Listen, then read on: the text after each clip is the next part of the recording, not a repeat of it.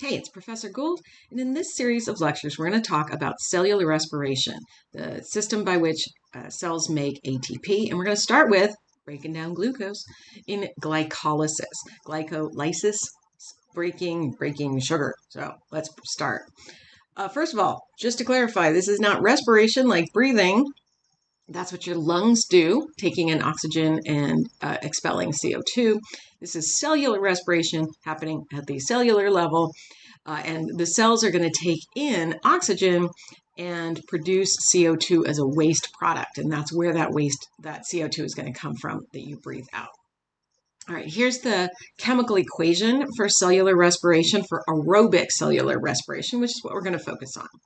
We start off with 1 molecule of glucose and combine that with 6 molecules of oxygen gas, go through a bunch of steps, and end up with 6 molecules of carbon dioxide, 6 molecules of water, and a bunch of ATP, up to sometimes 38, although it depends on different factors, how many we actually get out of that.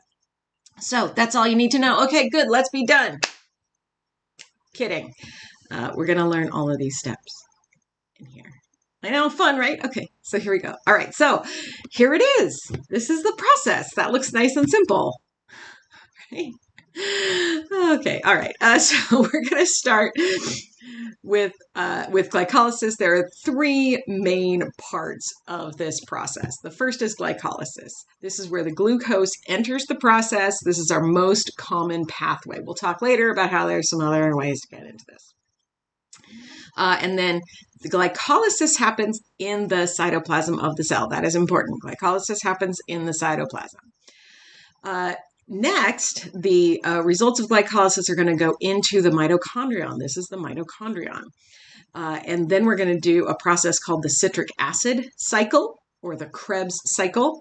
And then the products of that are going to go through a process that we call oxidative phosphorylation, which just means adding a phosphate to something and using oxygen. It's not that it is complicated, but it just big words that are pretty easy, actually. There's 2 parts of this: electron transport chain and chemiosmosis. And the results of all of those steps are going to give us CO2 as a waste product and a ton of ATP. So let's talk about all of these steps. We're going to break it down to make this a little simpler. All right. Oh, while I'm here, let's review something about the mitochondrial structure. Remember that mitochondria have a double membrane. So this outer part, that is the outer mitochondrial membrane, and this is the inner mitochondrial membrane. There is a space between the membranes that is called cleverly the intermembrane space. And then the space inside the inner membrane is called the matrix. Okay, and that is where a lot of this processing is actually going to happen, in the matrix. There's a joke there. All right, now, glycolysis. Okay, so we got 2 parts to glycolysis. There's an energy investment phase and an energy harvesting phase. So we start off with 1 molecule of glucose, 6 sugars with oxygens and hydrogens attached to it. To get this started, we need some activation energy, and that activation energy is going to come from 2 ATP molecules. We're going to break those, create 2 ADP molecules, and phosphorylate the parts of glucose. So in breaking this, we're also going to break the glucose into 2 molecules that each have 3 carbons. Okay, these are carbons. And each of those molecules is going to get 1 phosphate stuck to it. So we break the glucose, glycolysis, sugar breaking, break 2 ATPs, and each of the 3 carbon molecules is going to get a phosphate. Okay.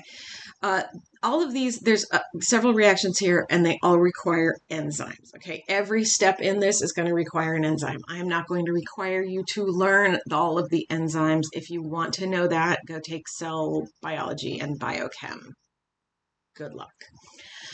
Okay, so that's the energy investment phase. Now, the energy harvest phase has 2 parts.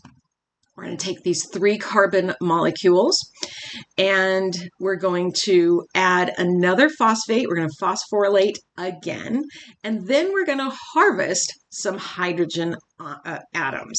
Okay, remember NAD? This is if you don't remember, NAD is a coenzyme.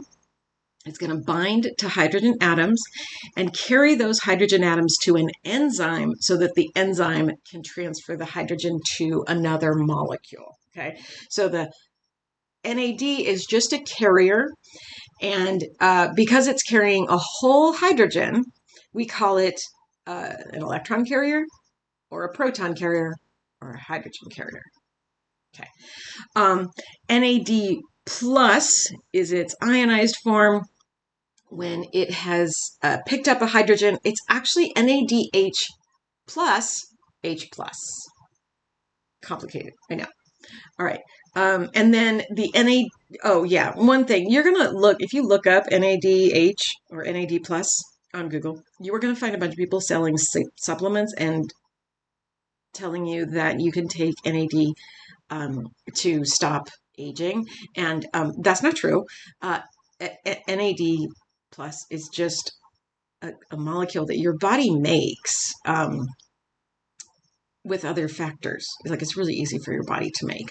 The reason that you age has to do more with your DNA and not with how much NADH is in your body. So yeah, don't waste your money on that. Okay, back to the energy harvesting phase.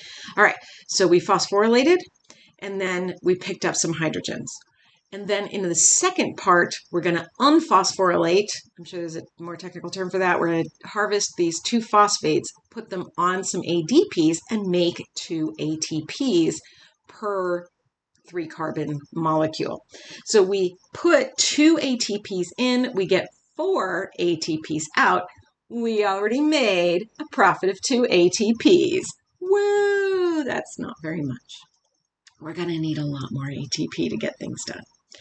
And we end up with these 3 carbon molecules called pyruvate. Okay. Now remember, this whole thing happens in the cytoplasm, not in the mitochondria. This happens in the cytoplasm of the cell. All cells, archaea, bacteria, protists, everything you can think of, every cell can do glycolysis. This is one of those commonalities among all living things. And because all cells have a cytoplasm. Cool, right? Okay, so we end up with these 2 pyruvate. Now, depending on the type of cell and depending on the conditions, different things happen next. So here's our results. 1 glucose molecule was used up.